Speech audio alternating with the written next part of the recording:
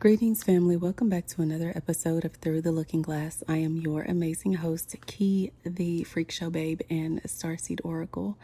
And for today's insightful, intuitive messages, I have for you the understanding that divine presence in your life is the answer to your questions. It is the solution to your problems, to whatever you're facing, whatever you think you're struggling with. The divine presence that you enable to enter your space when you sit down and you meditate and you pray, or you do the things that connect you with your spirit, really is enough.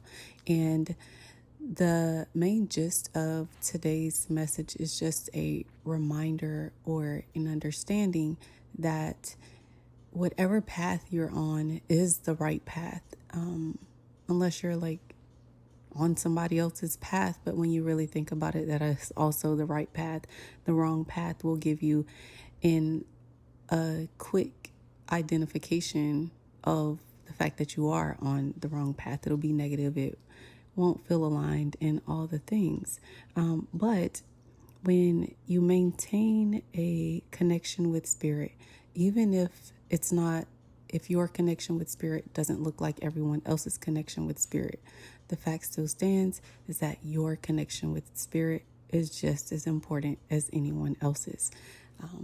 When you take the time to tune in to yourself and to know yourself, to explore who you are at your very core, you actually find that you are a brilliant, beautiful display of the divine spark itself. And so when you see yourself that way, you also begin to see others in that same light. And as a result, you're able to display more compassion, more kindness, more tenderness in your life, more caring for other people. A lot of the negativity tends to fall away from your space because you operate in a way that allows your connection with spirit to shine brightly through you, and also your ability to see that same connection or that same spark in others. So even when you encounter a person that is seemingly negative or has their shadow side on display, it it causes you to being connected with your own inner divinity.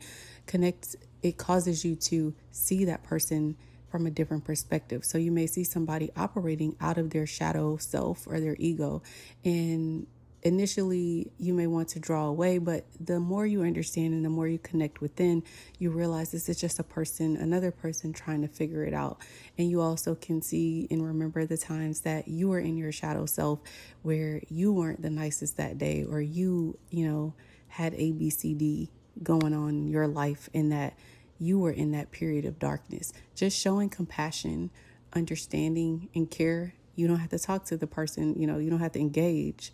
Just the energetic feeling of having compassion for another person can change that person. It sends a wave of care and compassion to them on an energetic level that extends far beyond what your words ever could.